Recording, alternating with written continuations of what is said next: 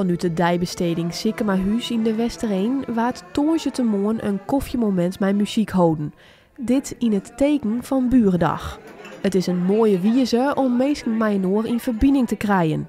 Ik denk dat mensen echt wel, het toch wel graag binnen komen willen. En als we nou zeggen wat hier op aankomen is van onze buren hier wij ook en uit het Keermanshuis bij Bruggel kan wij, dan denk ik van ja, het is toch wel iets wat onder de mensen leeft en mensen toch wel graag willen.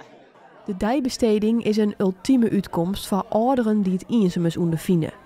Na het versterren van haar man kwam de 87-jarige Jelly uit de Westereen heel tijd vaker alleenig thuis te zitten. En daarom kwam haar been in actie. Die zeiden van mij maar er meer uit. Maar ik ben net in om eruit te gaan.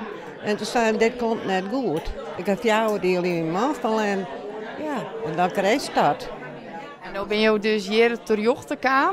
Dat is een hele goede stap best, denk ik dan voor jou. Ja, ik vind het heel mooi. Ik ben om je heen te gaan. Ik ben hier vlakbij. Ik wil hier het paardje-model en dan ben ik weer thuis. Maar ik vind het fantastisch. Het is gewoon het contact met andere mensen weer even hebben, in plaats van alleen nog thuis te wezen. Dat stukje werd gewoon heel wat mist. Met heerlijk gebak, goede muziek en volop gepraat is het voor herhaling vatbaar. Prachtig, heel mooi, ja, leuk. Ja, wat maakt dat zo mooi? Het samen zijn. Alle jaar even met mijn man er even praten, even wat neus uitwisselen. Zo. Ja, dat is heel mooi, hè? Echt, ja. En ik heb me alle vooral die goed op zitten en dat is een heel voornaam ding. Ik ben al jaren lieke blier.